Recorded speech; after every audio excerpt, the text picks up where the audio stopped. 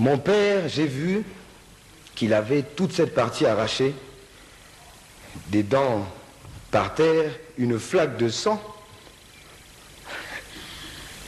Je suis rentré à l'intérieur, il y a une balle qui a ricoché, ça je ne pourrais pas vous dire si c'est moi-même qui ai tiré, il y avait tellement de panique à ce moment-là, ou si c'est peut-être Anchou qui était le seul qui se trouvait avec moi.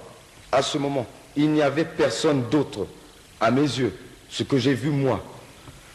Je rentre à l'intérieur, je dis à mes soeurs, enfin à mes frères et sœurs et à ma tante qui était là, Marie Ossiri Kako, je pense, de rester sous les lits et de fermer les portes parce que nous étions en train de tirer sur tous les côtés.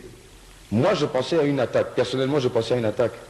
Excusez-moi, comme l'ont dit certaines personnes, à une attaque venant d'un pays étranger ou d'un commando, mais beaucoup plus fourni que 4 commandos.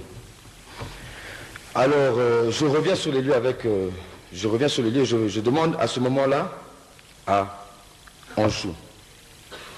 Et pendant tout ce temps-là, je vous assure que quand on est jeune, on est très téméraire.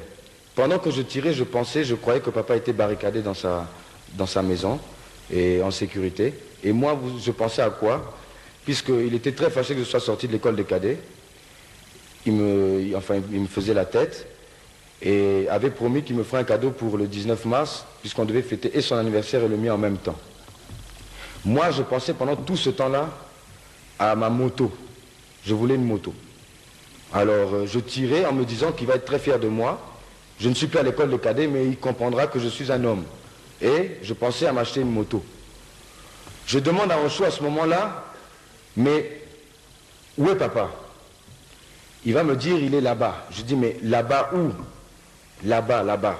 Je m'avance.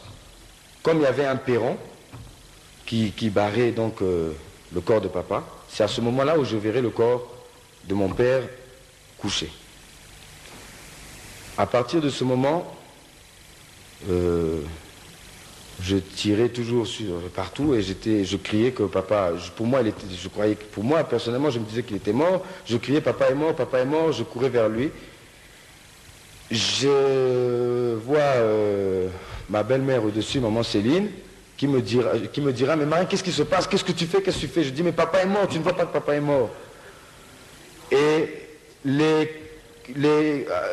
j'essayais de soulever son corps, je n'arrivais pas.